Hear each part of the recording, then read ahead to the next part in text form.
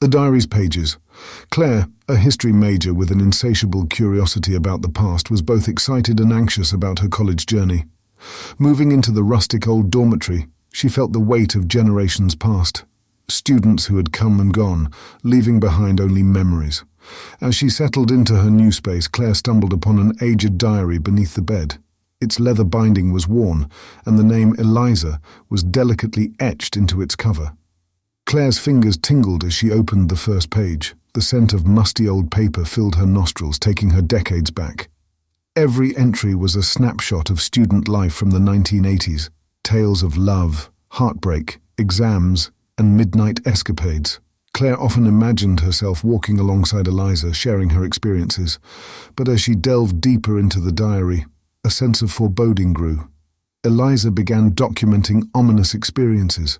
Shadows moving outside her window, whispers that seemed to emanate from the walls, and an inexplicable cold that would often envelop her room. Late one evening, Claire read about Eliza's decision to confront these apparitions. She had detailed a ritual meant to help her communicate with the unseen entities that ploughed her. Claire's heart pounded as she read Eliza's last recorded words. "Tonight, I will know the truth." The room grew cold. When Claire turned to the next page, her blood froze. There, in an eerily familiar handwriting, was a fresh entry. "Dear Claire, it's been so lonely. But now, thanks to you, I'm free." Panicking, Claire threw the diary and packed her things. She decided she'd sleep at a friend's room that night, but as she made her way to the door, it creaked open. Standing there was her roommate Samantha, holding a pen and chuckling. "Oh, you found my old role-playing diary." Elisa was such a fun character to write about. Hope I didn't scare you too much. 2.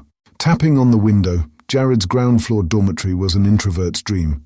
Private and isolated from the usual college hullabaloo, he found peace there. That peace, however, was frequently interrupted by tapping on his window.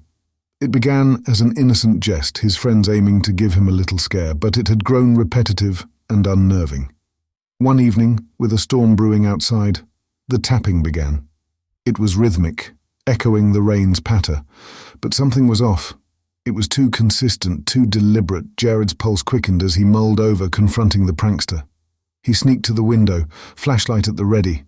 In a sudden motion, he pulled back the curtains, but there was no one. The ground outside was muddy and wet, but devoid of footprints. The tapping continued, unyielding.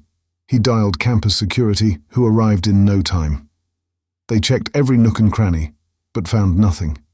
The rain masked any noises, and the officers assured Jared it was just his imagination. As dawn approached, with sleep barely touching him, Jared discovered a note slipped under his door. Its message sent chills down his spine.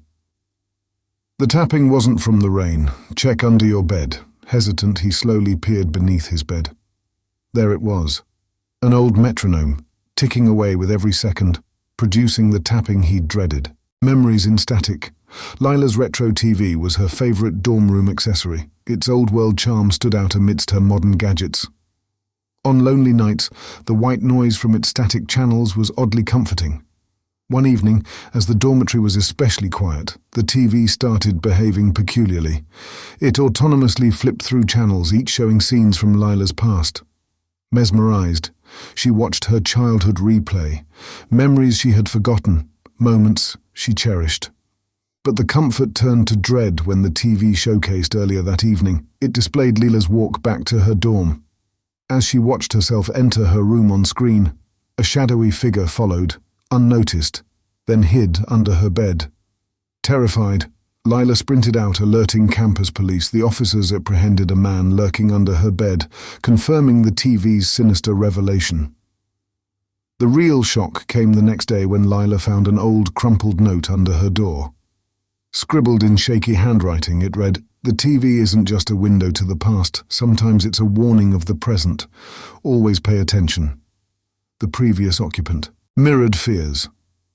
Jason's cramped dorm room had one redeeming feature, a giant mirror which gave the illusion of space. But one night, something was off. His reflection lagged a few seconds behind. Attempting to dismiss it as a trick of the light, He went to bed. However, in the middle of the night, a sensation of being observed jolted him awake. Horrifyingly, his reflection was sitting up staring at him while he was still lying down. Paralyzed with fear, Jason watched as his reflection moved independently.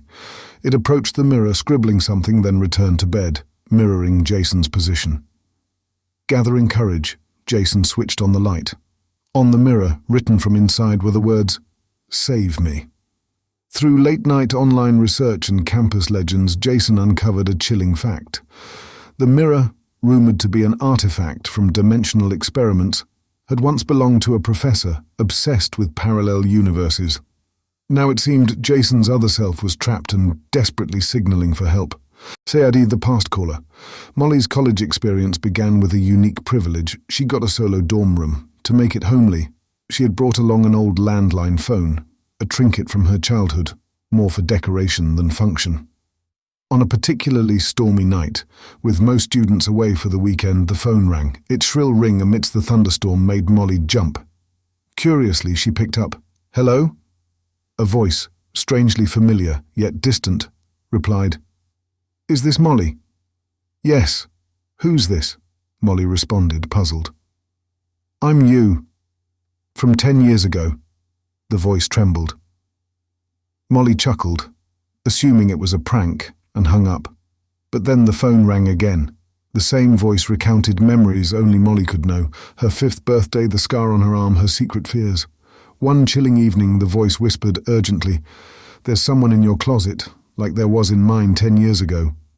Panicking, Molly called campus security. To her horror, they discovered a man hiding in her closet. The twist deepened the next day. Molly learned from the campus archives that a student named Molly, resembling her, had lived in that very room and disappeared mysteriously a decade ago. If you dare to delve deeper into the shadows with us, be sure to subscribe to Chronicles of the Crypt for more spine-chilling tales from the unknown. Until next time, sleep with one eye open.